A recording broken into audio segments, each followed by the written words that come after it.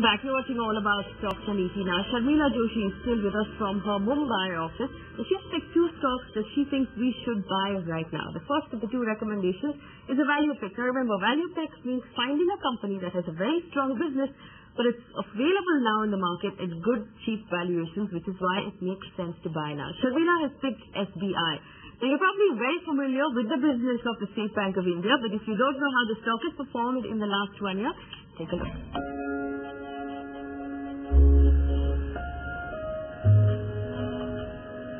SBI, or State Bank of India, is the country's largest and oldest bank, and it began its journey in 1806 with the establishment of the Bank of Calcutta.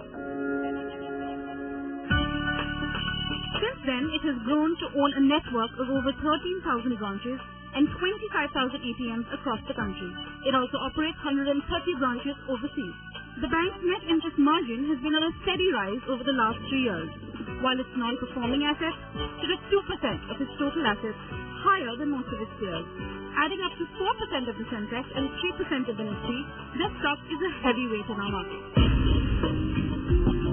But like many of its banking counterparts, it has been punished severely since the RBI began to increase interest rates in its battle against inflation. The price of the SBI stock has dropped over 874 rupees in the last year. Market watchers now say the risk of rising loan delinquencies and poor asset quality has already been worked into the price of the stock. Alright, so that was SBI for you. Sharmila, this is largely a play on the Indian economy, India's largest bank. Do you believe that this is the best valuation which we can get on SBI? Or do you think that it might actually get cheaper going further? Yes, I think that cannot be ruled out, especially given the way markets are really. So again, here my caveat would be that buy, incrementally into the stock. But even if you were to really put your full, whatever you want to invest in it, in the next week, I don't think that if you have a 2-3 year time horizon, you should really be worried too much, because as you said, it's, I think multiple reasons for why I like SBI. First, I think I like the sector as a whole, as we were talking earlier, because I do get a sense that we are now somewhere on the higher side of the interest rate cycle, and perhaps these are the best times to buy into banking stocks, because that's when the concern for the credit growth is highest. If you're looking at a 2-3 year kind of a horizon, then certainly I think banking is a sector that requires attention from the Indian investors at large, and which better bank than SBI, because as you said, it's the largest bank, 20% of banking, and that's huge, when you're given a country of India's size. And when you couple it with the kind of price erosion one has seen in State Bank over the last 6-8 months, following this every 2 months kind of an interest rate hike, I think you're getting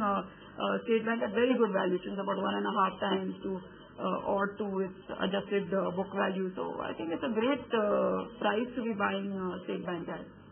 There's always an argument between public service banks and private banks. And if I'm going to be buying into a banking stock anyways, do you think there's a possibility that maybe a bank like HDFC would be able to offer me better management, more aggressive growth in the future? That, as you said, is going to be a debate that's always going to be around, whether you want, the private bank versus public sector kind of bank. But, there's just no getting away from the fact that SBI in itself is such a behemoth that, it's compelling by the sheer size. And while HDFC Bank is large, I don't think that it commands, the kind of presence that State Bank does. So yes, I think that an HDFC Bank is a good investment at this point in time, but I just think that at the current price, State Bank is a better, and it will be a stock that will give you better returns to my mind in years to come than HDFC Bank. So we are obviously talking about a 3 to 4 year horizon. Sharmila, you've recommended SBI, but what sort of growth and what sort of returns are you expecting? What are your targets for the stock? I think my target is about 2,600, and I think that's a fairly conservative target. And as I said earlier, it's trading at 1.5 price to book kind of a valuation for FY11, and so I think that from that perspective, really. As I said, the stock is available at compelling valuation. Alright, so that was SBI, which is Sharmila's value pick. Let's move on to her growth pick, and she's picked Redington India. Here's an introduction to the company that retails BlackBerry and Apple in our country.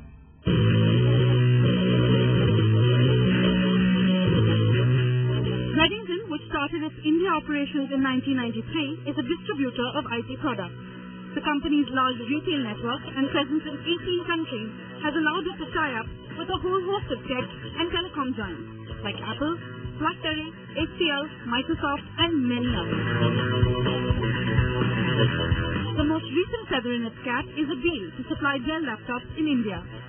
The company recently bagged a deal to distribute Vodafone's handsets as well. The age of the tablet, however, is not looking good for Redington's dominant PC distribution business.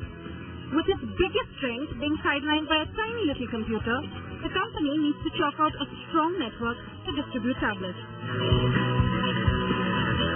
Redington has shown steady growth in its earnings for the past few years. Despite a choppy market, the stock has seen a steady rise and continues to hover close to its life high of 102 rupees. That was Redington India. If you look at it, Sabir, it's run up from 20 rupees in 2009 to 95 rupees now, and it's trading nearly at an all-time high. It hasn't really been affected by this beating that we've seen the market take. So I'm just wondering how much more of an upside can we hope for from here on? Isn't it a tad expensive at this point? Yes and no. I agree that, it's at 95, and on a day when, in a week where market has corrected, for 4.5%, the stock has obviously not reflected that.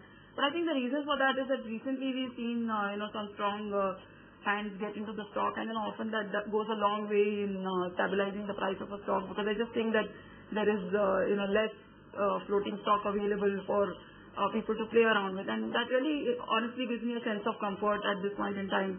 Where Redington is concerned. To answer the next part of your question in terms of, is it too high a price to invest? I think, there are certain things that they've started doing which will kind of reflect in the coming years.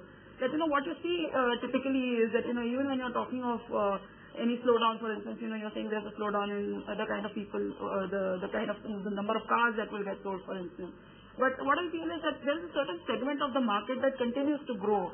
And that is that, kind of a high-end tech kind of a market where there are people who are wanting gadgets all the time, and they look to change and they want to upgrade. And, that's the market that Redington is addressing. And I think that we are just at the tip of the iceberg as far as the Indian market goes, given our demographics, etc. So I really think that this stock has a long way to go. What are your return expectations from this stock? What targets do you have on it right now? As I said, I think it's a doubler. I think that when you're talking of growth, you have to at least look at a stock that's going to double from here. So I've given, I think, 180 as a target, but that's the kind of return that I expect in the next 2-3 years.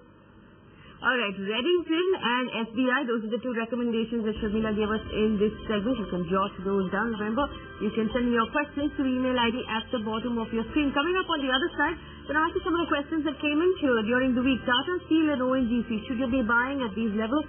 We'll find out on the other side. Don't tell me.